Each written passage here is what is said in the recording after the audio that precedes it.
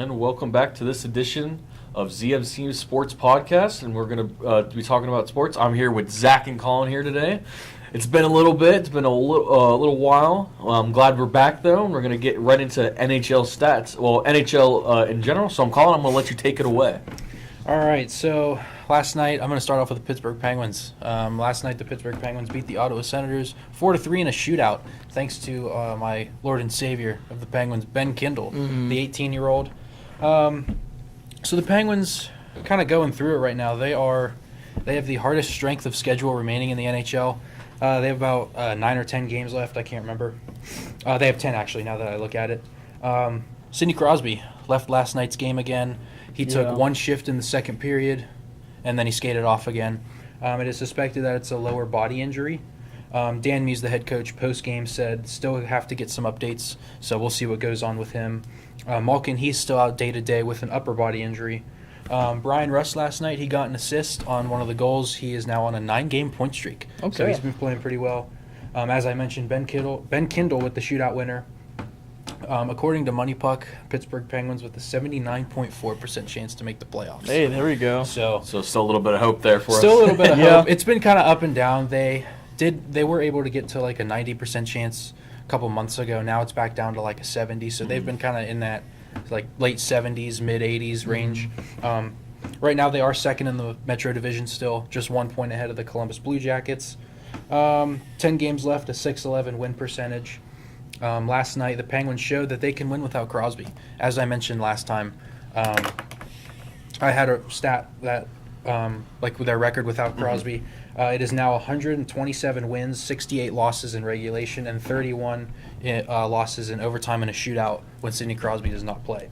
I couldn't get a record for when Crosby and Malkin don't play, but I still imagine it's pretty good. So last night, Rickard Rakell had 2 goals. Igor Shinikov and Ben Kindle got the shootout winners last night for the Penguins. Igor, we just picked him up from Columbus not too long ago. Erik Karlsson, the former Ottawa Senator, he got his first goal against his former team last night for 2 assists, 3 points. The Penguins moved back into the second place in the Metro, as I mentioned, just 1 point above the Blue Jackets. No games in hand on them. They both have 10 games remaining. So for Ottawa last night, Drake Batherson, he scored twice. Tim Stützle had 2 assists. With that loss, the Ottawa Senators fell out of the wild card spot, so they're not holding a playoff position. I'll get more on them in a little bit. They're just 1 point behind the New York Rangers for that second wild card spot. And also last night, Tim Stützle became the 4th German player in NHL history to reach 400 career points. Oh, that's good. And the last time the Penguins beat the Senators in Ottawa was February 10th of 2022 by a score of 2-0. So the Penguins are in action tomorrow against Dallas at 5 o'clock. So those will be a big 2 points if they can get those. Yeah. And then for my aspect, for the Avalanche, I hope you beat them. Yeah. Can't really stand the Stars too much. So. Yeah, you guys are pretty big rivals. Yes. So kind of go off of that with Crosby or whatnot and his injury or whatnot. I mean, like, what's really getting him getting to at the core or whatnot, like his injury or whatnot? Because I know from the Olympics game he suffered his injury and it kind of was off of it and then he came back, but now he's back at it again. So it's kind of a little bit scarce for you guys. It's like a little bit of crunch time for you to make sure that he's getting back to where he needs to be. Yeah, he from the Olympics it was a lower body injury. Like I mentioned, in past episodes, it was something like he got hit and then his legs did a weird movement, I think, something like that. So he missed 11 games due to that. He came back a couple weeks ago, and then last night, I don't know what happened. He played the first period, played a shift in the second, and then left. So like Dan Muse said, still needs some updates. Malkin's only day-to-day, so he should be back hopefully by Saturday. If not, hopefully by the following week. I don't know. We'll see what happens. I'm going to get to the West later, but the East is very tight. The East is really good this year. Yeah. Everybody's really close in the standings, so every point matters, and the Penguins are going to have to learn to play without Crosby and Malkin and They need 2 big points tomorrow. Yeah, they do. Alrighty. So I'll get into the stat leaders that we have right now in the NHL. So let's get into the points. Points we have Nikita Kucherov. I think that's how I said it right. Yes, sir. Kucherov, yeah. Kucherov. Yep. Thank you. He has 120 points right now in this season. Goals, the one and only Nathan McKinnon with 48 goals, and also Nathan McKinnon has the plus and minus for 58 as well. And we look at the goaltending area. We have goals against 200. 2.19. I can't read my numbers. Save percentage. I didn't write anything for that. Never mind. I got the only ones for the Rangers is Andre Valensky, who is with the Wins right now. Sorry about that. I thought I wrote that down. Oh, you're all good. But yeah, those are all the stat leaders that are right now, and that's all we're looking for. Leading defenseman in points, Evan Bouchard of the Edmonton Oilers, the defenseman. He has 84. Number 2 is Zach Werenski of the Columbus Blue Jackets with 77. Leading rookies in points is Bennett Seneca of the Anaheim Ducks, 55. Ivan Demidov, 54, is second. Matthew Schaefer, the Islanders rookie, he also is 54. Matthew Schaefer, I think he still stands at 20 goals. He needs 3 more to break the record of most goals by a defenseman in his rookie year. So we'll see if he does that. Islanders, they have 9 games remaining. Okay. So, Matt, if you want to talk about the Avalanche, go ahead. So, yeah, I mean, what is it? Nothing too much crazy with the Avalanche. They, I know a couple of weeks ago they just clinched the playoff spot, which just secured them to go to the playoffs, which is great. Yeah, it's all sunshine and rainbows for you guys. All sunshine and rainbows. Last game yesterday, they went against the Jets, and they won 3-2. And tomorrow we're going to be facing them. The Avalanche are going to be facing them again at 7 o'clock, so it would be a good game to go watch them again. Like I said, nothing more, any updates. It's still going the same as it normally has been. Keeping winning a couple of games. Hopefully contending for that cup as soon as we can. Yeah, all sunshine and rainbows for you guys. Penguins are in the trenches right now. So I did want to talk about the West a little more. A big question one thing I've been really thinking about is why the West is so weak this year. And by West, I really just mean the Pacific Division. Because, the playoffs, it's split to where either 4 teams from each division make the playoffs, or some years 5 teams from one division can go, because it's the top 3 from each division and then 2 wild cards. So those 2 wild cards could be 1 Central and 1 Pacific, or 2 Central, 2 Pacific, and then same thing for the Eastern Conference. Right now there are 5 Central teams holding a playoff spot and 3 Pacific teams in the West. The Mammoth and the Predators are holding those wild card spots. What I said about the Senators have 86 points and are 1 point out of a playoff spot. If you threw the Ottawa Senators into the Western Conference, they would be number 1 in the Pacific Division. So that just shows why the West is so weak right now.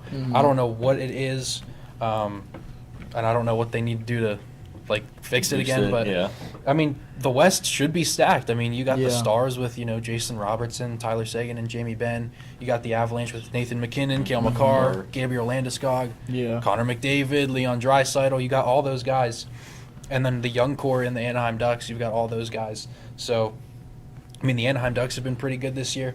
It's just I don't know what they need to do. And like you mentioned, the Avalanche, and the Dallas Stars, those are the first 2 teams to clinch a playoff spot. And the Rangers and the Canucks are the first 2 teams to be eliminated from a playoff spot. So as we look at the standings here, the Minnesota Wild, 41-20-12 record with a .644 win percentage. Anaheim Ducks, 41-27-4 with a .597 win percentage. So they're playing pretty good. Edmonton Oilers, 36-28-9, .555 win percentage. And then the Utah Mammoth, 37-30-6 with a .548 percentage. So Utah they've had some improvements this year. Yes, they have. They look like they're going to make a playoffs and potentially go on a run. They're one of the teams I'm most excited to watch. And then we look at the Eastern Conference. The Buffalo Sabres, they're looking really good. They're first in the Atlantic Division, which is a huge step from last year after they were one of the bottom feeder teams. 44-20-8 record, 96 points. Tampa Bay Lightning, second in the Atlantic Division, 44-21-6. And then you have the Montreal Canadiens, 40-21-10, .634 win percentage. The Boston Bruins at 40-24-8 with a .611 win percentage. And then also with a .611 win percentage and a 36-20-16 record, the Pittsburgh Penguins. So the Pittsburgh Penguins really good. everybody in the East has been playing really good. A lot of teams who didn't make the playoffs last year are making the playoffs this year, which is always fun to see. Mm-hmm. And then back to kind of like the West. Only 4 teams from the Western Conference are in the top half of the NHL standings, the top 16. Those are the Avalanche and the Stars, who hold the first and second spots in the league. Wild are 6th in the league, and then the Ducks are 13th. So, I don't know. This is also just kind of another stat I had. I thought it was really cool. Yakov Trenin, the center for the Minnesota Wild, he currently has 367 hits this year, which leads the league. He is 18 hits away from breaking the record held by Kiefer Sherwood with 384. He set that record in the 2024-2025 season with Vancouver. So I think that'd be a cool record to break. So break that out. That would be definitely a good thing to look at right now. Yeah, that for would sure. be. Yeah. Another team I want to talk about is the Edmonton Oilers. We do talk about them a lot. I don't know. Connor McDavid, he's been kind of quiet. Yeah. So kind of a question I want to ask you guys. I think we've already asked this on the show, but do you think he should stay Edmonton, or do you think he should leave? And I've already, like I said, I kind of dabbled this a little bit. I think actually in the earlier episodes when we started talking about it in the preseason, man, he's got to go. Yeah. I mean, he for his career path or whatnot, he's got to go and find a team to where he's going to actually contend for a spot. Yeah. Don't get me wrong, the Oilers is a great home for him, and this is something that is going to be there for a long time. Yeah. And I don't think they would be anything to go against him for leaving. Yeah. But in the same breath, you got to look at where his position at. He's one of the best players in the league right now. Yeah. He's got to go for it. He hasn't even got a chance to even go get a cup. Well, he's been to the Stanley Cup once. I think He's been to the Stanley Cup final twice. Yeah. Yeah, twice. Yeah. So I mean, he's already made it to that point or whatnot. Now he's got to execute and get to there. He needs to go to a team that's going to help him to go do that. If he can't go finish that right now, I feel like it's going to be a lot of wasted potential for him. I completely. Oh, not to cut you off. No, you're good. But I completely agree. I mean, I think he needs to go. And everybody says I think Connor McDavid's good. I just don't think he's better than some of the greats that we have in the league now, like Ovechkin and Crosby and Malkin. And everybody says oh, it's a team game. It's a team game. It is, but McDavid doesn't really have that right now. Him and Draisaitl really carry the load. Yeah. If you took McDavid and Draisaitl out of the lineup at the same time, the Oilers wouldn't be good. You'd see that it looked like they wouldn't know how to play. McDavid's like the Tim Duncan of the NHL, to be honest. He's really the heart and soul and core of that team. So I mean, looking at their standings, they are second in the Pacific Division, 81 points. So they're holding a playoff spot really well. They're 4 points ahead of the LA Kings, who are out of a wild card spot. So they're holding a playoff spot. It's just when the playoffs start and they get in there, I don't know if they're going to be able to make a run. No.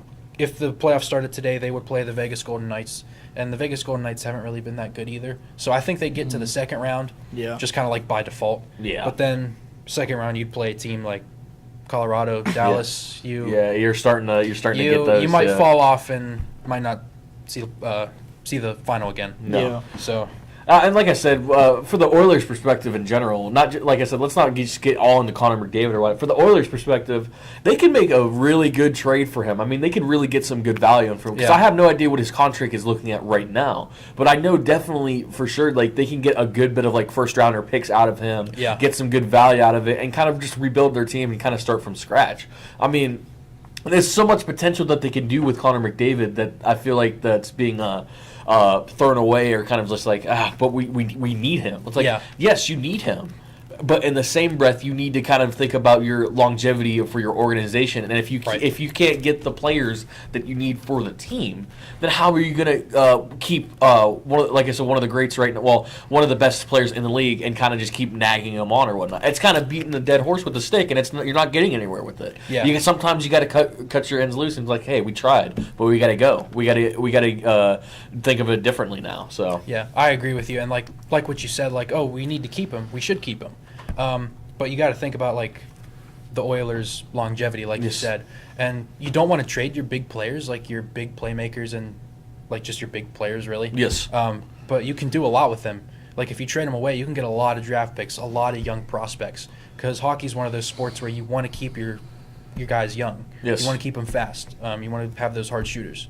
And McDavid, he's in his 11th year, I think. Yep. And he's got no cup lost to Florida back-to-back Stanley Cup Finals, and then losing in the gold medal game the next year. Mm-hmm. I mean, if I were the general manager of the Edmonton Oilers, I would say, let's probably trade him away, get some young guys, get some draft picks, and go from there. So we'll kind of move away from that. Another thing, the draft lottery is being held May 5th, so a little over a month. It is projected, according to Money Puck, the Vancouver Canucks have like a 25% chance of getting the first pick, so of potentially getting Gavin McKenna, the very awaited prospect from Penn State. Mm-hmm. So that's all I got. Alrighty. So that's going to be the end of the segment for NHL. We're going to go into the NFL and next segment. We're going to go really depth into it. There's a lot of new players that got signed and to new different teams. It's going to take a little bit, but I think you guys are going to be very entertained. And then we're kind of going to have our insight and kind of like have some grades for the teams for the signings. And so we'll be right back on ZMC's podcast. With animals? Check out the Zoo Science and Applied Conservation program at West Liberty University. With over 300 animals on campus, dedicated lab spaces, fieldwork and internships, and a partnership with the AZA-accredited Oglebay Good Zoo, you'll get hands-on experience with reptiles, amphibians, and mammals. Our unique program has everything you need to start an exciting career as a zookeeper, researcher, or conservation scientist. Find out more at westliberty.edu/zoosci. From humble beginnings in 1837, West Liberty University has been home to thousands of students. Whether you're a recent high school graduate or looking to complete a college degree later in life, starting your educational career at West Liberty University will be the catalyst for your future. This is a place where you will discover who you are and where you belong, surrounded by lifelong friends and a supportive faculty and staff. Start your journey home at westliberty.edu. And welcome back to ZMC Sports Podcast. Today, right now, we're going to be talking about the NFL and free agency signings and trades. And I'm going to start off with the first signing that we have, and we're going to start in a little bit at local and kind of work our way through. We're going to start with Michael Pittman Jr. He got traded to the Steelers. And I'm going to kind of go a little bit on the stats or whatnot. So, in the last 5 years that he had as Indianapolis Colts, his receiving the targets, he had 40 receptions, 61 targets, 503 yards, and 1 touchdown. In 2021, he had 88 receptions for 129 targets. He had this year, it was his first time hitting 1,000 yards and having 6 touchdowns. In 2022, he had 99 receptions for 141 targets. Just missed shy a little bit of the 1,000 yards, but he got 925, so he's really close, and 4 touchdowns. In 2023, he had 109 receptions with 156 targets. He had he hit 1,000 yards again. He had 1,152 with 4 touchdowns. 2024, he had 69 receptions with 111 targets. He just missed it again with 808 yards and 3 touchdowns. And his last season with the Colts, he had 80 receptions, 111 yards, 784 yards. Well, he had 1,100 targets, 111 targets, excuse me, guys, 784 yards and 7 touchdowns. So that's where he's sitting at right now with the stats and everything, and that's what he's looking at. And this is kind of where I had the questions or whatnot and kind of get some insight with you guys. Yeah. First question I have is just like, will DK and Michael Pittman be productive together? Will they actually have generate that offense that we're kind of looking for and kind of getting up there for your guys' offense for the Steelers? What do you guys think about that? I definitely do. Having Michael Pittman and DK Metcalf as your top 2 wide receivers, I mean, that's definitely a win. And then also, I know you're going to get to it later, but signing Rico Dowdle, that's really good. It's just, I think the Steelers have every piece of the puzzle except one, and that's quarterback. Yeah. Still waiting on what Aaron Rodgers' decision is. Really, I don't know why the Steelers would bring him back, because you're kind of waiting on a guy who is really old and should retire. Yeah, he can still throw the pigskin, but you want your quarterback as young as possible, because you want him to scramble. You want him to be able to run out of the pocket, make good throws. Not that Aaron Rodgers can't make good throws. It's just he's not very mobile. So I think that's why I really wish the Steelers would try and give Will Howard a chance. Yeah. That's why I'm actually excited for preseason to see Will Howard. Yeah. But kind of back to what your question was, yeah, I do think Michael Pittman and DK Metcalf can really get this offense going for the Steelers. I do too because the Steelers, they lost Calvin Austin to the Giants, bringing in Michael Pittman because the Colts, they paid Alex Pierce $113 million contract. Yeah, for like a 4-year deal. 4-year deal. That was a great pickup for the Steelers. The offense is good. It's just the quarterback problem that they have because obviously they have Rico Dowdle as halfback now. So the only problem for the Steelers now is just quarterback. Yeah, and I like I said, I'm going to kind of agree with you guys. In the same breath, I really think, like I said, that quarterback position's got to be filled out with it. Don't get me wrong, I think Will Howard would be a kind of a good start and whatnot. But if, like I said, with the Steelers kind of getting that 10-7 record for like I don't know how many years, 9-8, I think this is kind of a chance for you guys to kind of like settle down, maybe wait for another draft pick, a good draft pick for next year for a better quarterback and looking longevity for your guys' team. Yeah. But if I had to give a grade for this signing, for the trade, if you will, I would give it like a B. I think it was a really good trade. They didn't really lose too much. I think they lost like a six rounder or something like that, or they only give up. It wasn't really anything crazy. It's not a bad signing. I think it's just going to add more depth in the wide receiver and give more complimentary to DK. So like I said, I'll give it a B+. Yeah, I agree with you. I'll give it like a B+, A- at best. Yeah. The Steelers did lose some guys. They lost Kenneth Gainwell at running back. They lost Darius Slade to retirement. Yep. But yeah, I mean, like I keep mentioning, you need that quarterback position filled like right now. And they're kind of waiting on a guy. He's like, do I want to stay? Do I want to go? The thing is, like, nobody else really wants him. Yeah. I don't think you would want to wait on a guy who nobody else wants, Yeah. Do I think they're going to keep him? Probably. I know Omar Khan wants to keep him. That's mainly the reason I think that they hired Mike McCarthy as head coach. Yep. Because they kind of knew if we don't get Mike McCarthy, then he might leave. So Yeah. I think, when Art Rooney hired Mike McCarthy, I think he had the mentality like, oh, if we bring Mike McCarthy, we'll bring back Aaron Rodgers and everything will be great. So I think the Steelers just really need to find a good quarterback. I really hope they don't draft a quarterback.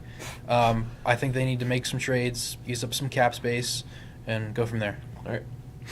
So, like I said, you already mentioned it with the new other signing that I have with Rico Dowdle going to the Steelers. I'm going to talk about the last stats that he had for 3 years because he hasn't been around too much in the league.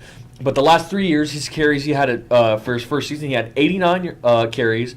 He had 361 yards, and he averaged about 4.1 yards every time running the ball, and he only had 2 touchdowns. Not until the next year in 2024 where his kind of numbers kind of skyrocketed a little bit. He had 235 carries. He had 1,079 yards. He averaged 4.6 yards, and he had only just 2 touchdowns. But in 2025, it kind of got up just a little bit more. He had 256 carries, kind of close to the same yardage, 1,076, still averaging 4.6 yards. But now he had 6 touchdowns this year. So I'm going to have some questions with him. Is Rico this season going to be establishing like RB1 for the Steelers? Like, well, I wanted to get your guys' thoughts. What do you think about that? I don't know. That's a good question. Because last year, obviously, like I mentioned, they had Kenneth Gainwell, Jalen Warren. Jalen Warren has really stepped up, and he's a big guy. Like you can see, he can break tackles. He can, move throughout the defense in any way. Yeah. I still think that Mike McCarthy will have Jalen Warren RB1, Rico Dowdle RB2. Yeah. I think that's just the most likely option. Yeah.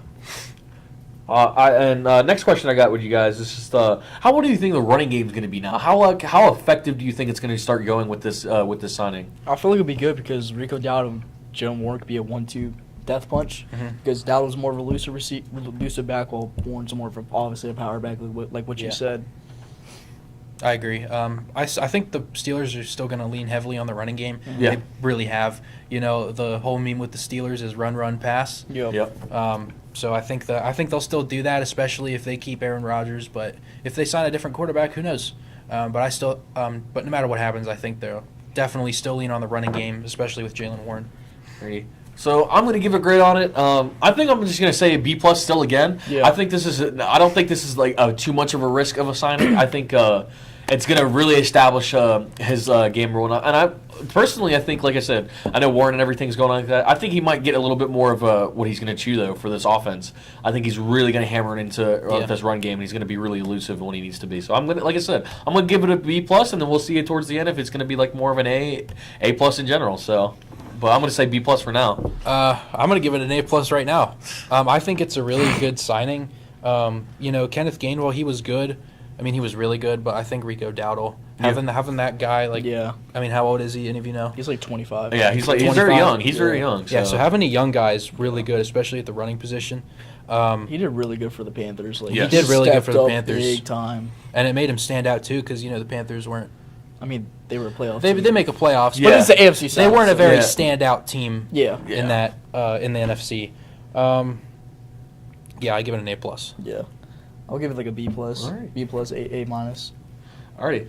So the next one I'm going to be talking about, we got a really big one. We have Mike Evans signing with the 49ers. Yeah. This was like one of the ones I was like, wow. I was gonna, that definitely came out of left field. It kind of shook me a little bit. I was like right now I'm getting goosebumps a little bit, But we're gonna talk about the last 5 years he's been in here, since he's been here for a long time. But I'm gonna talk about actually no, I put the 6 years on accident, so I'll talk about that. In 2020, he had 7 receptions with 109 targets.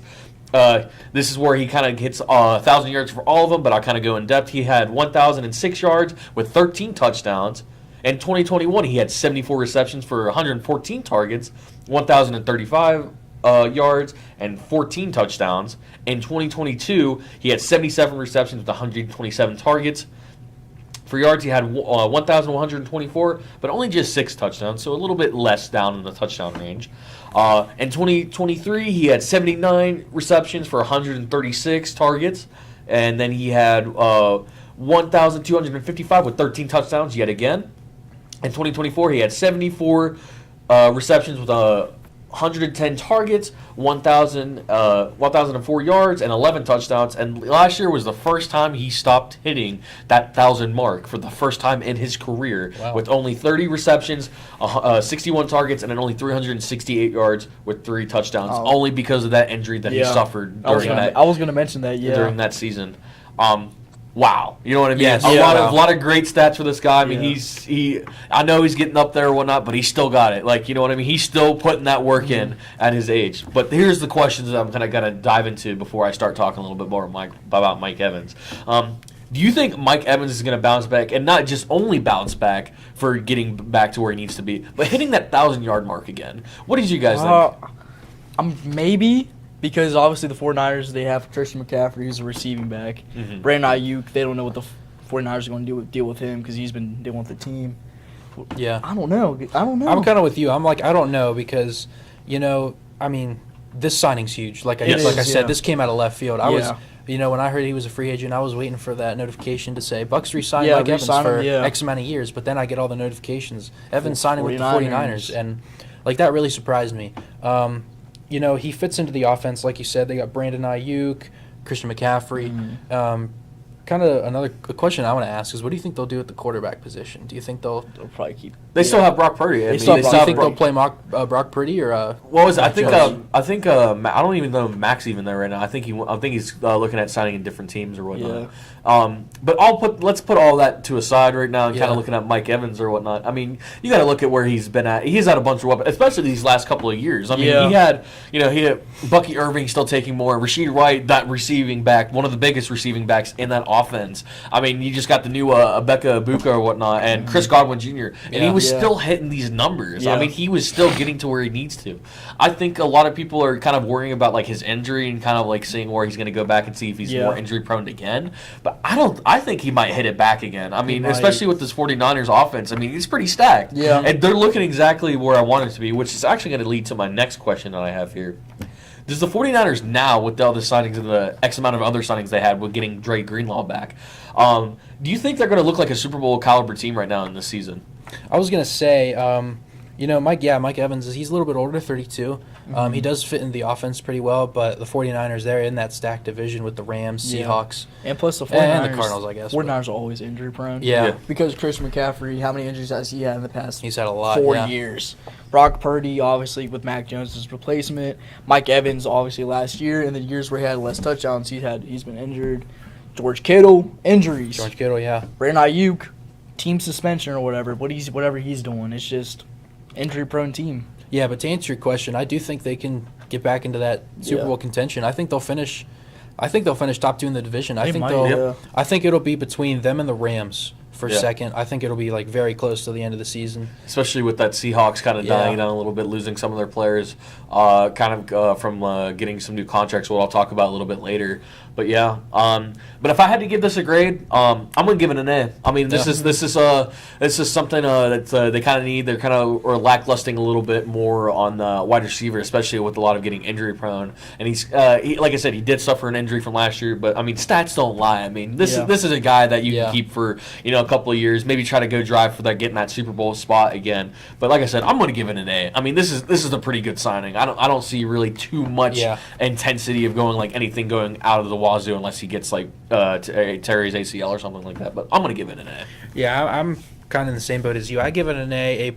I mean, this is just another weapon into that 49ers offense, another weapon that Brock Purdy can use to help them, potentially win this division or potentially finish top 2.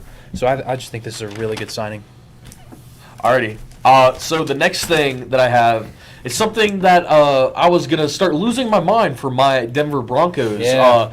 What is it? Before this trade happened, actually before last week, I think it was the first time that we signed somebody, and I'll get into that. But before that happened, I was going to get on this podcast and probably start crashing out a little bit because we didn't do anything. Yeah. But hear this. Jalen Waddle to the Denver Broncos. Yeah. And this trade kind of included with first, third, and fourth from the Denver, and we receive the Denver Broncos receive Jalen Waddle and the 4th round pick, and that's what it's kind of looking at right now. And so I'm just going to go into talking about a little bit about Jalen Waddle's stats.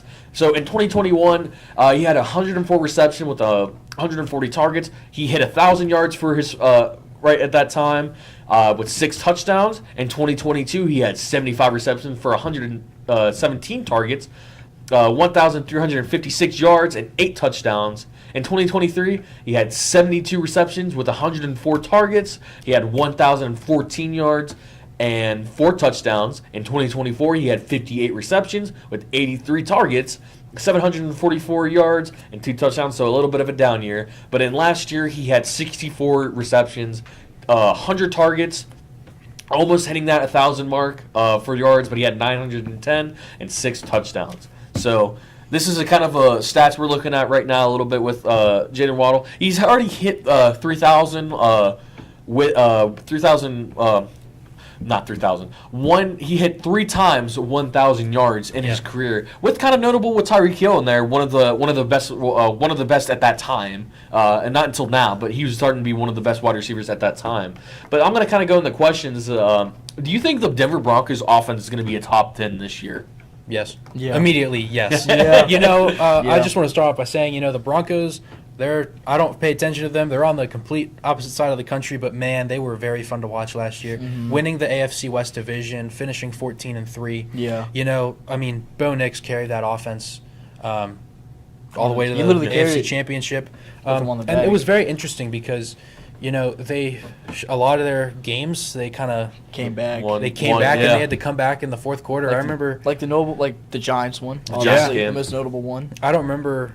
Was that the game where they scored 30 points? They scored about over 30 points in within 8 minutes of the game. It was pretty good. 33 or something. I think it was record breaking, or it was almost close. Yeah. I think it was the first team to ever go and within 8 minutes left in the game to come back from a 20 plus game or whatnot. It was pretty intense. It was really record breaking. I thought it was awesome. Yeah, the Broncos were just amazing last year, and like I said with the 49ers, this is just another weapon for Bo Nix. Yeah. I I think they're going to run it back. I think they'll win I think they're going to win the AFC West again. They might get. They definitely have a chance to go to the Super Bowl if Bo Nix stays healthy. If Bo Nix stays healthy, yeah. So my next question, kind of going, it's like because this is a very huge thing or whatnot. I've been hearing a lot of rumors, not only with the sports media and ESPN, but also kind of going in general with people I'm talking with. But did the Broncos overpay for Waddle? No. I'm gonna go ask that question for you guys. I didn't see like the money side of it. Do you remember the money We side? haven't. I don't think. Well, the Denver hasn't really signed make the longevity like for it yet. But I know that contract's coming to come up soon. Yeah. But I know that there's gonna be it's gonna be a big chunk of change or whatnot when we can get to that details. But I'm kind of talking more of like the pick side, giving them a first, third, and switching back and forth with fourths, which isn't really. It kind of cancels out a little bit, but I'll still say fourths.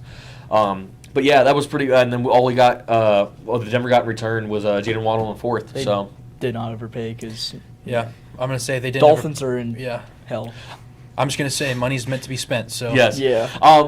And for my thing, like I understand with being a first rounder for Jaden Waddle, it kind of seems a little bit of a stretch right now in his career. Not showing it like that much of a clear-cut wide receiver, but in reality, our offense kind of needed something like him, and I think he'd be one of the best fits for it.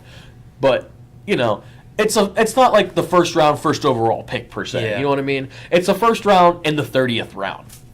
I don't think in this draft right now we're gonna get that clear-cut wide receiver one for that offense. If we passed up on it, then it's fine. It's not like Jalen Waddle was like that bad of a player, but I think this move isn't that bad for it. And I'm gonna kind of go into like what I'm gonna give it a grade.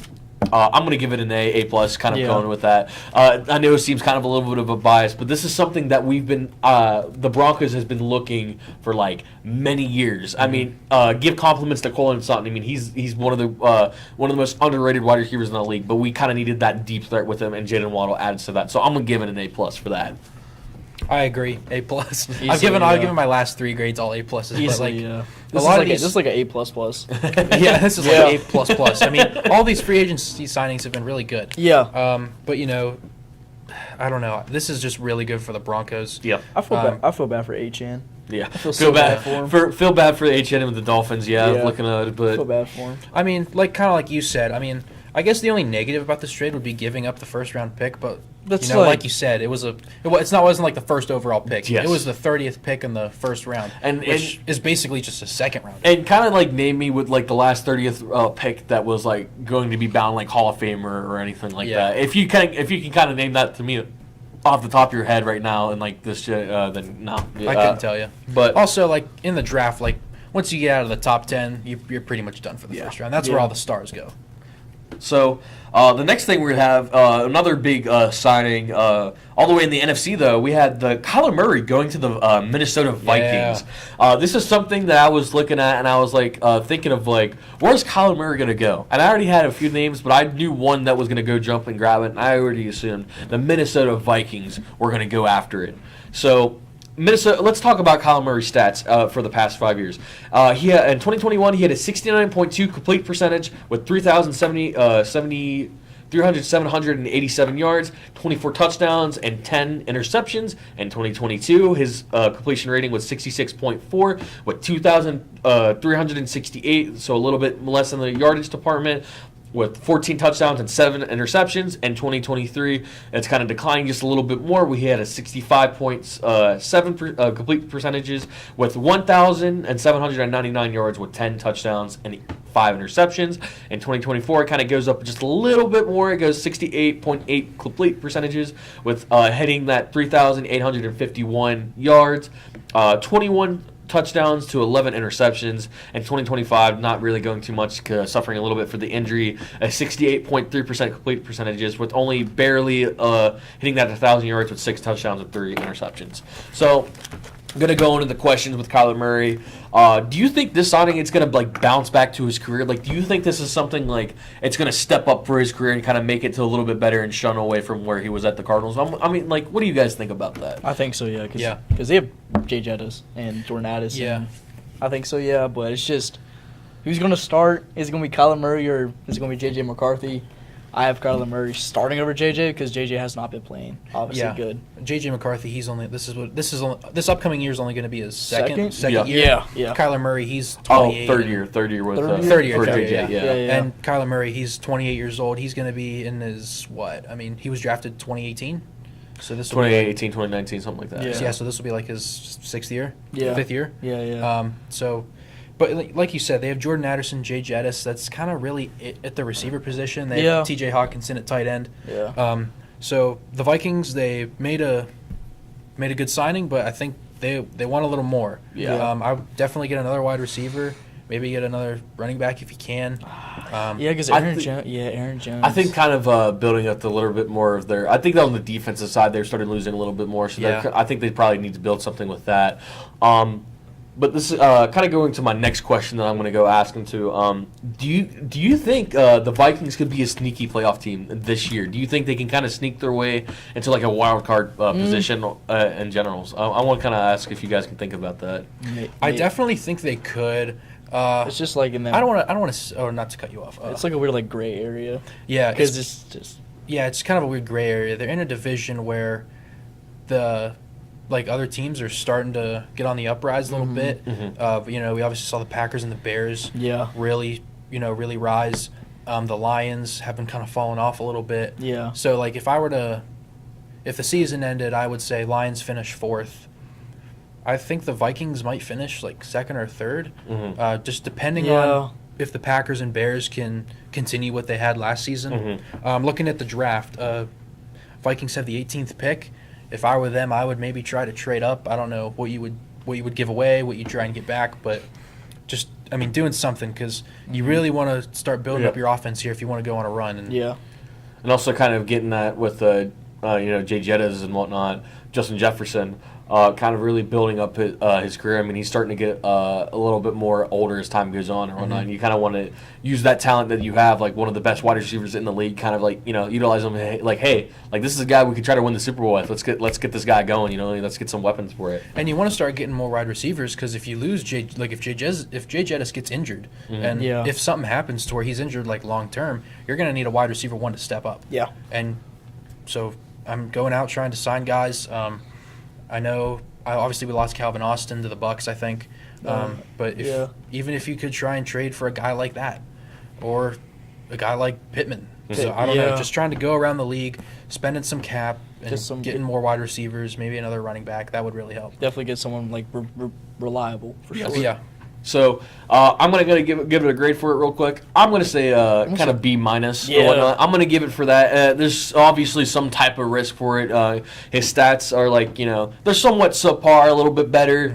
A little bit of injury prone here and there. I think he's got some work to do. Yeah. I think he's still going to be a good quarterback from the better option that they have for the Vikings for sure. Yeah. But I'm going to give it a B-, seeing where he's going to be at, and hope, like I said, see where his career is going to go through with the Vikings. I'm going to give it a C+ because he has issues with his pocket. Because he loves to run outside the pocket. Yeah. He loves that. And plus, he's 5'10", 5'11". I don't know why you're running out. Yeah, he's just 5'10", 207, something like that. Yeah, so like he's just going to run outside the pocket and just... he loves running outside the pocket. He's kind of like Lamar Jackson. He loves to run. That's his main problem. And if he's going to do that, get some guys on offensive tackle. So if I were the Vikings, I would, first round, I'd try and trade up a few picks and either get a wide receiver, an offensive tackle, or offensive lineman. For sure. But either way, I'd give this, I'd give it kind of like a B-, B, something like that. Okay. Yeah. It's not a dangerous signing, but it's something good. Might want to do a little more Yeah. if you want to contend. So I'm going to go to the next player. Trent McDuffie from the Kansas City Chiefs going to the Los Angeles Rams. Something a really big kind of thing going on with it. It's it's such a really good pickup for them. Yeah. Let's talk about the last 4 years since he hasn't been in the league very long. So his solos and assist tackles, he had 28 solos and 16 assists. He had 1 sack, 1 forced fumbles with no interceptions that year. And his 2023, he kind of spiked up a little bit. He had 60 solos, 20 assist tackles with 3 sacks, 5 forced fumbles, no interceptions. In 2024, he had 45 solos and 14 assists. All of this by ESPN, by the way, all the stat numbers. He had a half a sack, which I don't know how that's measured, but it's half a sack, with 1 forced fumbles, and his first 2, not only 1, but 2 interceptions that he had that year. Yeah. In 2025, he had about 54 solos, 18 assists in this last season. 1 sack, 1 forced fumble, and 1 more interception to end his career in the Kansas City Chiefs. Kind of going to go asking the questions right now. Will the Rams be the one kind of going to the Super Bowl this year with this signing? I mean, do you think it's kind of a one that's kind of solidified where they needed to be in their position? Do you think they're going to go to that Super Bowl now? I think they would because, Seahawks obviously lost K9, Yep. their biggest weapon pretty much. And plus, Trent McDuffie, he was a beast at college. He's been really good at Kansas City. Yeah, I feel like they would. I feel like they will. Plus, Matthew Stafford's getting older, so they probably want to get Stafford a ring before he retires. Yeah. Trent McDuffie, he was, what position was he? He's a quarterback. Quarterback, okay. Yeah, that definitely helps the Rams out. Sure. Like you said, you want to help out Matt Stafford because what is he, 38. Like 38, yeah. Man, he's getting Crosby old. Dude, I didn't realize how old he was. So Yeah. So kind of like what I said with the Vikings. Good signing, but if you want to contend, you might want to do a little more, especially in that division with the Seahawks. 49ers kind of on the rise. We got the Cardinals in there, but not really too worried about them. Really, yeah. And my next question, kind of going on with it, it's like, is Trent McDuffie one of the final pieces that they need for that Rams defense? Because I feel like with the Rams, they were kind of struggling a little bit with that defense. I mean, obviously they had that front line stacked or whatnot, but I think in the secondary, they were kind of lackluster and letting a lot of games getting really close. I mean, it all came down to defense to them, and I feel like that's what they kind of lost in that aspect with them. So I kind of wanted to get your insight. Was that one of the final pieces that you think they need, or maybe they need a little bit more to kind of spike up to where they need for that defense to build up better? I think they should, get a little bit more on defense. I don't know what draft pick they have, but whoever you pick, definitely getting a cornerback or something. Yeah. Well, but kind of going with that, the trade that they had in the first round this time, they traded away to the Kansas City Chiefs. So that's kind of the hint with that. Yeah. Sorry, I'm not too keen on the Rams. Yeah. I don't pay too much I think the attention. Rams should get a quarterback because Stafford's going to retire soon. At least get some for a backup quarterback. Yeah. The other quarterback they have is Stetson Bennett. He's 25, 26 already. Yeah, so. he's 28, 5'11", 190. Yeah. From Georgia. Because he was 25 when he got signed or drafted. Yeah. I would definitely either draft the quarterback or draft someone on defense because, obviously the offense is already stacked. Puka Nacua, Devontae Adams, Blake Corum. So just, kind of going for either defense or quarterback I think is really going to help out this team. For sure. All right, so if I had to give a grade for that, I would probably give this the grade for the Rams. I'm going to give it an A. I mean, I think this is something that they are going to boost up with their defense. And Trey McDuffie is probably a top 5 cornerback in the league right now. I mean, he's one of the ones that the new kids on the block kind of going into, and he's doing it very well. So I'm going to give it an A. Mm-hmm. I agree. I'd give it like an A minus. Yeah. Alrighty, so the next one I'm going to be talking about, this one was a really cool one. Detroit Lions running back David Montgomery to the Texans. Yes. Yeah. This is something that I was kind of really hyped for David Montgomery to kind of go take a step further in his career and kind of getting out of Gibbs' shoes or whatnot. I mean, because you looked at Gibbs. I mean, Gibbs obviously he's one of the best running backs right now. Oh, I yeah. mean, top 5. One of the best young ones. That's what I said in the league. So we'll talk about his career's stats in a little right now. In 2021, he had 285 carries. This is all kind of split from the Bears and also Lions.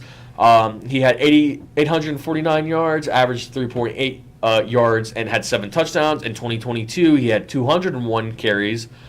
He had about, it says only 801 yards, only averaging about 4 yards and 5 touchdowns. In 2023, he had 219 yards, first time hitting 1,000. He had 1,015, averaging 4.6 yards and 13 touchdowns. It's kind of a change of scenery when he went to the Lions.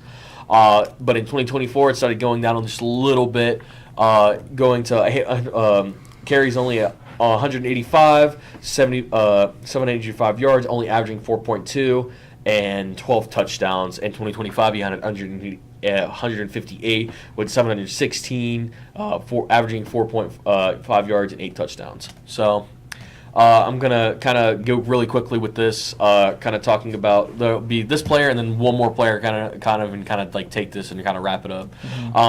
So first question I have with Montgomery is, will Montgomery be kind of hitting that top 10 RB, do you think, this year? Do you think he's going to be close to that, hitting Absolutely, that mark? 100%. Yeah, for sure. Well, the Texans running back room has been very weird, obviously, because they had Joe Mixon, Nick Chubb, Woody Marks, obviously. Yeah. And I feel like David Montgomery, he definitely will be top 10 running back for sure, because he had obviously over 1,000 yards for some seasons, and plus with Gibbs, he did really good. He paired up really good with Gibbs, so. I mean, their running back core is really good. They hit Montgomery, Woody Marks. All the other running backs they have, they're all under the age of 28. David Montgomery's 28. He's the oldest running back. So they're really going to get the ground game going, and I mean he's gonna fly. Yeah, he's gonna fly through defenses, especially in the AFC South division. You know, with the Jags, the Titans, the Colts. Not too worried about the Titans or the Colts. I mean, Jacksonville, we can kind of worry about a little bit. Jacksonville's defense is good, yeah. They have a pretty good defense, but I, like you said, I think Montgomery's easily going to be a top 10 running back this year. And plus, the Texans' offensive line's been doing really good Yeah. with the run offense and pass offense, too. Yeah. And the last question I'll have for that one before I get to the last player I'm going to talk about, because I realized that I kind of wrote a lot, and I'll kind of get into that a little bit later. But with the last question, what's going to hold back Montgomery from doing the best he possibly could for the Texans? What do you think is going to hold him back? Probably getting released. Or traded away. It's the Texans, man. Well, my thing, kind of diving into that, is more the fact that the Texans O-line, it's a very kind of fine line. They lost a good bit of their O-line, but also the O-line was one of the most things that they were suffering from, and that's also kind of what's holding back a little bit more C.J. Stroud. Not that I'm going to give C.J. Stroud any excuses. He kind of did claim that he was a top 5 quarterback after his rookie year, which is kind of insane, but I'm not going to dive into too much of that. But in the same breath, you don't have an offensive line that can block for you. You're not going to be able to throw anything. You're not even going to be able to throw like a 5-yard in. And like so... but this is something that I think that's going to stop also David Montgomery. I mean, he's a really good running back, but I don't think you're still going to need that O-line to kind of drive to where you need to go. With that, though, if I'm going to give the signing, I'm going to give it a B+. This is something that that's going to really drive into what they need for their offense or whatnot. Hopefully kind of contend going for winning that division in the AFC South and kind of making sure that the Colts don't take it, especially since they got Daniel Jones back over there. So they're going to have to pick it up a gear for sure. I think the Texans are really just going to be competing with the Jags for the top spot in the AFC South. But to answer your question, I mean, I think the only thing that could limit David Montgomery would be like fatigue, because I think C.J. Stroud is really going to rely on a guy like David Montgomery, because you look at their receivers: Nico Collins, Tank Dell, Jaden Higgins, Xavier Hutchinson, Josh Kelly, Jalen Noel, Justin Watson, Jared Wayne. Plus, Tank Dell was coming off that crazy injury he had, dude. His picture of his knees, like, dude. So kind of like the Vikings. I mean, Yeah. Texans, you're going to want to sign some receivers. I mean, you want offensive line too. C.J. Stroud needs people to throw to, and you can't just hand the ball off to David Montgomery the whole time. Yeah. Plus, you also need the offensive line build up too. So I'm kind of where you are. I'd give it like a B+. It's a good signing, but like I said with the Vikings, you might want to do a little more to kind of help him out, help C.J. Stroud out, help out the offense. Without the offensive line, the Texans, they won't go far. So the last thing I want to kind of go to, and one of the most controversial things that kind of happened with this, but before we had Trey Hendrickson going, we had Max Crosby that was going to go to the Ravens, but now since he didn't pass his physical, that went cut. And now we have this signing, Trey Hendrickson, the free agency signing to the Baltimore Ravens right now. So this is kind of going in the stats a little bit, what he did for the Bengals. He had 21 solos, 13 assists, 14 sacks, and 3 forced fumbles. In 2022, he had 22 solos, 10 assists, 8 sacks, and 3 forced fumbles. So still kind of keeping that consistency with the forced fumbles. In 2023, he had 28 solos, 15 assists. He had 17.5 sacks. Yeah. Wow. And 3 forced fumbles. In 2024, it didn't seem too much different except more solo attacks. It was 33 and 13 assists.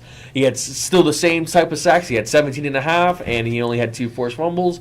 And kind of taking more of a little bit of a down year, he had 11 solos, 5 assists, 4 sacks, and 1 forced fumble. So I'm going to kind of ask not about just Trey Hendrickson right now. I'm going to go on the question of, like, like why why would Baltimore even like kind of knowing like Max Crosby was like not feeling gonna get past his physical or whatnot, but why would they still back out for that? I mean, obviously. I'm not gonna, as much as I don't like Max Crosby because he's on the Raiders, I'm not gonna discredit his ability. He's one of the best edge rushers right now, with the exception of like T.J. Watt and everything right now. But he was that guy that you probably would want to keep to get for the Baltimore Ravens. So like I'm gonna ask like why would they want to do that? Why would they want to make this big trade and then be like, oh well, we're not gonna do it. Well, it's because the problem is because his knee. That's literally his main problem. Is because Max Crosby's knee, and it's like if he gets injured, the Ravens' defense is like you have Marlon Humphrey, whoever, and it's just. I mean, I think the Ravens, didn't they get rid of a lot of guys? They got rid of a lot of guys. The Raiders got rid of a lot of guys. They were banking on Crosby getting out, so they were making more open for the room and everything for that free agency. But they did sign a lot of guys though too, right? That's what I said. They signed a lot, but they thought Max Crosby was leaving, so they kind of tanked a little bit of their cap space a little bit. While now Max Crosby still needs to get paid at some point, I think. So I don't know. I don't know. The Raiders are very weird. It's like, I don't know why you would want to get rid of a guy like Max Crosby. It's just. I don't know if it's because of like if they're exceeding the cap or something. That's probably what it is. That would be because I don't know. That would make sense. I don't know why you would want to trade a guy like that. But I mean, now that he's there, kind of keeps the defense, kind of keeps him as a good, kind of like. He kind of like holds that defense, And like the Ravens, they wanted to trade for Max Crosby so they can sign Trey Hendrickson, so they can pair them up together. But I don't know how that's gonna. But obviously, the Ravens have still had the Raiders, have still had a good free agency, signing a lot of guys. Yeah. They still only have one quarterback on their roster, and that's Aiden O'Connell. But that is about to be Fernando Mendoza, as they currently hold the number one overall draft pick. If they draft him. I imagine they will, but if they don't, that would be one of the biggest surprises I've seen in any draft across like the four major sports. That'd be like Cooper Flag going to the Spurs. So this the last question I have here before I kind of wrap this up. Do you think this move is going to be enough to kind of really for the Ravens to kind of retake that division back? I feel like because Trey Hendrickson, obviously, with the stats he had, he's a really good player, and plus they got him for a chunk of change, but.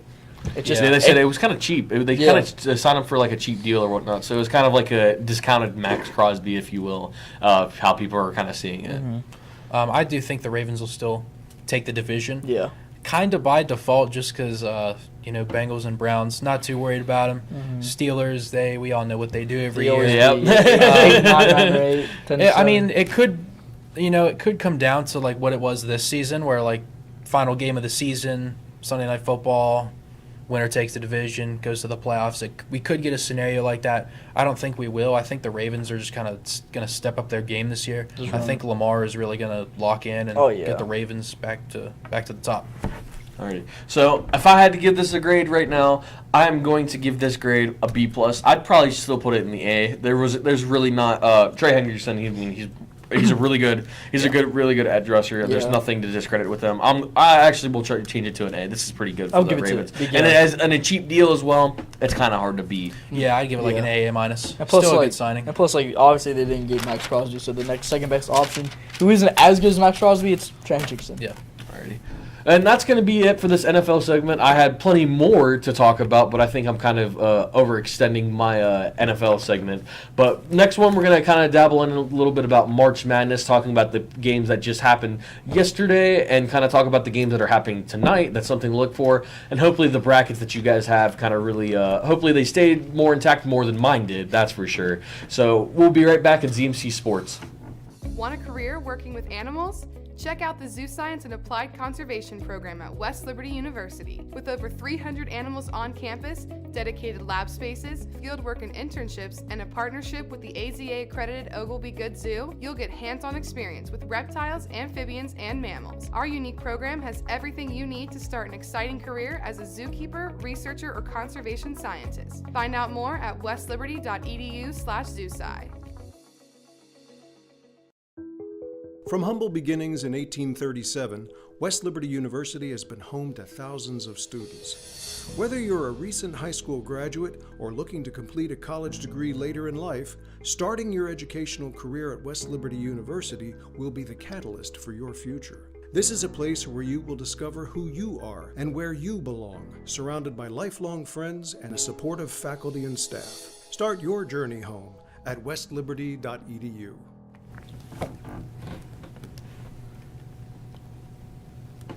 And welcome back into the ZMC Sports podcast here. We're going to be kind of going into the March Madness and kind of going a little bit over the games that we're having. So I'm going to go to the first game. We had Iowa and Nebraska. This is the one team that screwed up my bracket and all the ones that I made. I made 7 brackets, making Iowa winning 77 to Nebraska 71. This is something that kind of really got to me, and I was like, man. This is the one. This is the one that I think that would be the only upset. Really don't know if there's going to be any more tonight. I think that was the one biggest one that we had. But we have the points. We had Bennett Shirts. I think that's how you say the name, right? He had about 20 points. On the Nebraska side, you had Price Sanford that had 25 rebounds. You had Tate Sage with 8 rebounds. Burke.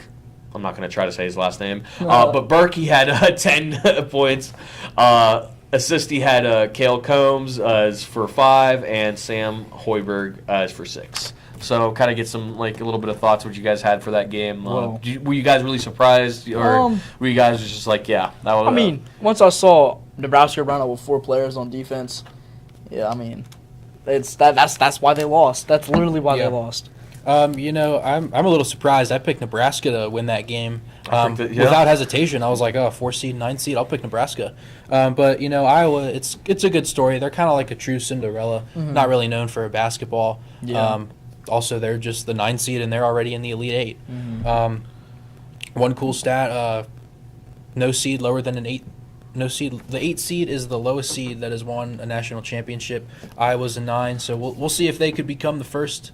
The lowest seed to win a championship, so that'd be pretty cool. But yeah, overall, I'm just pretty surprised. Yeah, that's what I was thinking. I'm definitely rooting for them. Iowa and St. John's are the 2 teams I'm really rooting for the rest of the tournament. Also, Illinois too. Illinois is another one. Yeah, Illinois. Speaking of which, of Illinois, we have Illinois and Houston. Illinois takes it at 65, as Houston only scored 55. We're gonna go into the points with Illinois. You had David Milkovich, he had 14, and Emmanuel Sharp on the Houston only had 17 points. These are the leading scores, by the way. I didn't mention that for all the points, rebounds, and assists. As we go to rebounds, you have rebound for Keaton Wagler for 12, and Chris Sinak Jr. for 10. Assist also still goes to Keaton Wagner for 3, and Joseph Tugler for 5. So this is something this is the one that I was kind of doing 3-2 seed. I was kind of rooting for the 3rd seed to kind of go with that. I didn't think there was too much of a surprise, but obviously it's still anything could happen. This is something that I was kind of was like, yeah, I'm gonna pick Illinois for this. This is something I'm gonna ride with. Yeah. So I wanted to see what your guys' thoughts were that. Yeah, I picked Houston to win in my original bracket, and then Illinois in the second chance bracket. It's technically considered an upset because it was a 3 seed over a 2 seed. But anytime it's like in the first round when you get the 8-9 seed, like the 8 versus 9, I don't really see those as upsets. No. So this was just kind of I don't know. This was just Illinois just took over and really ran away with it. They definitely did. So here's the next game that we have here. We have Arizona kind of going to Arkansas. Arizona for 109 points and Arkansas for 88 points. This was kind of like already well this was done for them. Yeah. Points we had for Arizona, Braden Burns for 23. Braden Berries for 23, and Darius. I'll just say Darius. Acuff. Yeah, Acuff. Okay, yeah, Acuff Jr. for 28. Tobe for 7 points on Arizona. I'm really bad at reading names, by the way. And Trayvon Brazal for 6. And assists, we have Ivan for 5 and Darius again for 3 on this game. This is something that I knew was just going to happen. I mean, I like Arkansas Razorbacks. It's one of the teams that I've kind of always had on the side. This is one of my second, third favorite teams or whatnot. But I knew their trail was going to end and kind of Arizona just going going like that. They were going to turn it up. So it was fun to watch. Obviously Darius Acuff with a good story. Yeah. It sucks to see them their run kind of end here, but it was also kind of expected going up against the 1 seed Arizona Wildcats. Yeah. Darius Acuff played 37 minutes, like you said, 28 points. He was 8 for 19 on the field, 1 for 5 3-pointers. Yeah. So not the best night, but overall, I mean, I'm like surprised, but not surprised. I'm just like it's a 1 seed. What do you Yeah, expect? it's a 1 seed. Yeah. They were so- like perfect. They had like a perfect season as well, right? Arizona was 35-2, so close to a perfect season. Yeah, pretty they were much, pretty yeah. good. Yeah, They were really close. They did have Arizona had Big 12 Player of the Year. Yeah. Kobe Pete. Yeah, I don't remember his name. He's a top 10 draft pick, by the way. So Yeah, potential. but not really. Not Yeah. really surprised. That's what I was thinking too. I was just like, yeah, it was just gonna happen. It's just, yeah. And then we had the last game that happened. We had Perdue 79, Texas for 77. Texas was a pretty fun one to watch the last time, having that 11. But sometimes you just know when your ends are going to cut to meet, and you're just going to be like, "Yep, it's time to go." So we have Trey Kaufman Ray for points. He had 20 for Perdue. In Texas, he had Trauman Mark for 29 rebounds. The same with Trey. He took it over again. He had 8 as rebounds, and Dalvin Swain, I think that's how you say his name. Dalvin Swain for 9 rebounds, and then Brandon Smith for assists, he had 5, and Dallin Swain also again for. I'm just gonna say Swain because I think that's. I'm not saying the first name correctly. I'm gonna say Swain and say 5. So, kind of going with that. I just knew it was gonna happen again. Texas, good story that you won in the first round. Making March Madness those highlights or whatnot. But you cut your losses now. It's Purdue. What do you expect? They're a basketball school. So I mean, Purdue is very much a basketball school, a 2 seed versus 11 seed. This March Madness has been kind of it's been interesting, but not as interesting in previous years. Yeah. There have been some upsets, but there's not that one it's like Cinderella, a really small school. A couple years ago we had St. Peter's, Fairleigh Dickinson. Fairleigh Dickinson, beating the 1 seed when Purdue was the 1 seed. Yeah. But this was a very fun game at the end. Obviously, with 0.2 seconds that Purdue got that tip in. Yep. Right there, you just knew it was over. I mean, Texas, you wouldn't even have time to catch the ball. Yeah. I think by the time he caught it, the clock was already hit 0. Yeah, literally. But kind of like what you said, Texas, it was just your time to go. Yeah, but they kept it very, very close. Yes, It's just Purdue just got the upper hand on that one, literally. All right, and the last things I kind of going, it's the games that are happening tonight. These are the games to kind of look out for, making sure that your bracket stays perfect. Oh, yeah. At least hopefully mine will still stay, except for the one game. So we have the number 1 seed for Duke and St. John's at 7:10 tonight. Yes, then you have Michigan State versus you have Michigan in general, just the regular Michigan versus Alabama at 7:35. And I think that's a really good one. That's gonna be a really good one. Yeah. And then you have UConn versus Michigan State. That's going to be a really good game to look out for at 9:45. And then Iowa State versus Tennessee at around 10 o'clock. I want to see which game do you think that's going to be the upset? Do you think Duke's going to be the first one that's going to be upset tonight with St. John's, or are you thinking some other team that's going to? I think so. I mean, gotta be honest. I think St. John's upsets Duke. Yeah, because Duke they didn't do good against Siena. No, that's what's They crazy did about good. it. If you think about Duke, the way that Duke played against Siena, that was not good. That was terrible. Plus, Siena had all their starters playing. Yeah, Siena had all their starters playing about the entire game. Literally, yeah. And that's not a good coaching decision, but I mean, hey, it worked for the first half. Literally, yeah. But I think Duke just kind of I think they really got in their own heads and were like, we're a 1 seed, they're a 16 seed, we'll be fine. Yeah. And then they kind of got their They got humbled. They got humbled. Yeah. And I was even telling Zach, I was like, if they play this way against TCU, they might not win. Yeah. And even again in that game, it looked like they weren't going to win until the very end. They weren't making good. They're not making good shots. Yeah. Caden Boozer, obviously he's a really good player, but it's just he's not. Cam Boozer averaging 22.4 points a game, which is 9th in the NCAA. 10.3 rebounds, 13th, and then 4.2 assists, which is tied for 138. I mean, kind of reminds me of the Broncos. Yeah. Kind of reminds me of the Broncos a little bit, just because they're waiting until the very end to really step up. Yeah. I mean, always do. The deeper you get into the tournament, the more tougher teams you're going to play. And St. John's, I mean, they're really good. They're known for basketball. They're really good. Pretty good Coached by legendary coach Rick Pitino. Yeah. So I mean, I had Duke winning in my bracket, but I'm rooting for St. John's. Duke has a 76.7% chance to win, 6.5 favorite. Only by 6.5. Man, I got St. John's winning that. I got St. John's, man. But I wouldn't be surprised if Duke wins. I'm going to take this one upset and kind of make my last comment. We got Michigan versus Alabama. Ooh. You know who I'm going to take? I'm going to take Alabama to win that game. Roll Tide, baby. That's what's going to go happening with that game. Love you, Michigan. Not really. But, time for you to go. I'm taking Alabama to go take that win. So that's going to be the one that I'm looking at for tonight and kind of making sure that it goes the way that I want it to. Give me Alabama. Yeah. So, but that is the last thing we're going to be talking about today on this pod for ZMC Sports. Thank you for everybody that's watching this and getting some insight. Have any questions, have any sports teams you want us to look out for, please let us know. And we'll be right back here next Friday, hopefully around 2:15. Thanks for watching.